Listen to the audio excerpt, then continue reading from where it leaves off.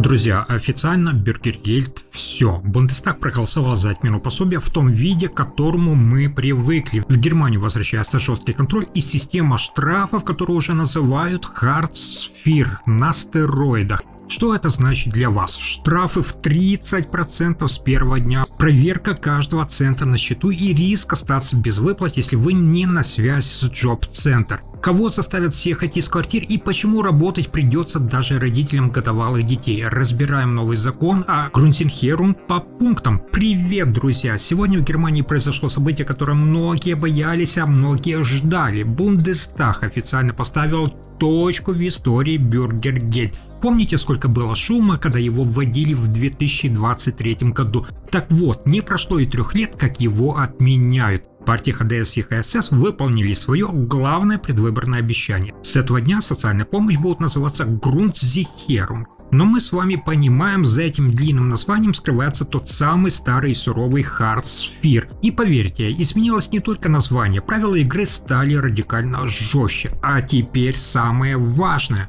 Самое скандальное в новом законе – это система штрафов. Если раньше Джоб-центр действовал осторожно, то теперь у них развязаны руки. Вводится система радикальных санкций. Смотрите, как это ударит по кошельку. Раньше, если вы пропустили термин в первый раз, вам срезали 10% на 1 месяц. Неприятно, но терпимо. Теперь все иначе.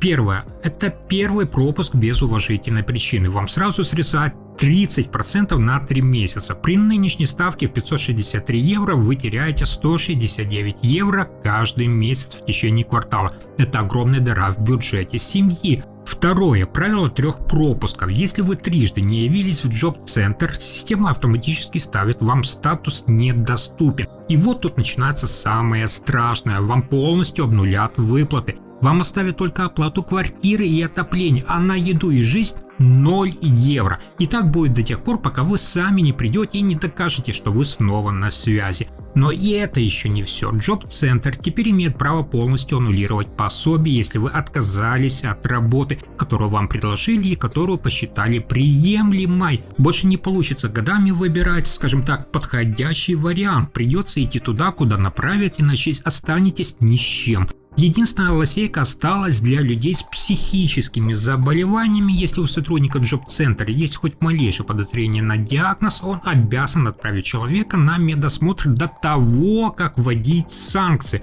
Это единственный барьер, который защищает самых уязвимых.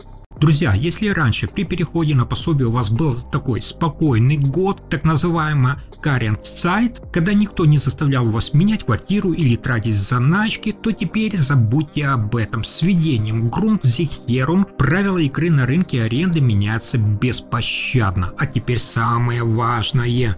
Правительство вводит арендный потолок. Теперь Джоб-центр будет не просто платить за вас, а проверять, не нарушает ли ваш арендодатель закон о защите цен на жилье Mietpreisbremse. И если ваша квартира окажется дороже, чем положено по закону, Джоб-центр скажет вам: идите к владельцу и требуйте снизить аренду. Вы представляете себе этот разговор с арендодателем в условиях дефицита жилья в Берлине или, например, в Мюнхене? Это фактически принуждение к конфликту или к выселению. Давайте разберем цифры, чтобы вы понимали масштаб. У каждого Джоб-центра теперь будет своя верхняя планка. Для одного человека лимит остается в 50 квадратных метров. Но теперь цена на этот метр должна соответствовать нижнему сегменту вашего региона. То есть вас официально толкают в самое дешевое и часто не самое качественное жилье. Как это работает в переходный период? В ту самую Karenzzeit государство платит аренду только если она не более чем на 50% превышает норму. Если ваша квартира дороже, разницу вы платите из своего кармана, то есть из тех самых 563 евро, которые вам оставили на еду. У вас есть всего 6 месяцев, чтобы доказать, что вы не можете переехать прямо сейчас. Если не докажете, готовьтесь доплачивать сами или собирать чемоданы. Но есть и одна важная новость, которую вам нужно знать. Единственное исключение сделано для семей с детьми.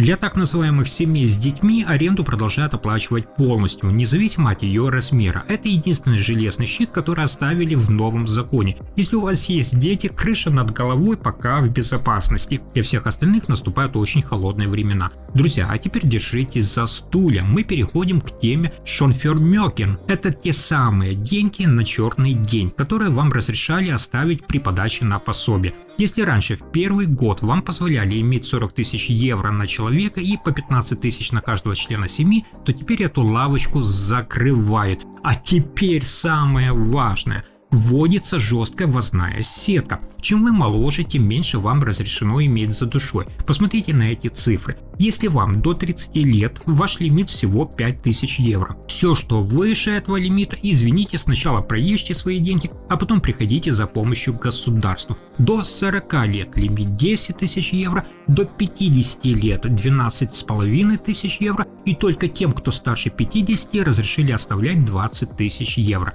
Давайте посчитаем на примере обычной семьи. Двое взрослых 35 лет и двое детей. Раньше такая семья могла официально хранить 75 тысяч евро. Теперь их лимит всего лишь 30 тысяч евро. Понимаете разницу? Больше половины ваших накоплений государство фактически вынуждает вас потратить, прежде чем выплатят хотя бы 1 цент пособия. Это колоссальный удар по среднему классу, который временно остался без работы. Новый закон не пощадил и родителей, и вот тут кроется настоящая социальная бомба. Раньше мамы и папы могли находиться дома с ребенком, пока ему не исполнилось 3 года. Считалось, что до этого возраста ребенку нужна забота родителей. Забудьте! Теперь планка опускается до 1 года. Как только вашему малышу исполнился год, вы обязаны принимать приемлемую работу. Правда, есть одна оговорка. Джоб-центр должен сначала убедиться, что у вас есть место в садике, кита или у няни тагисмутер.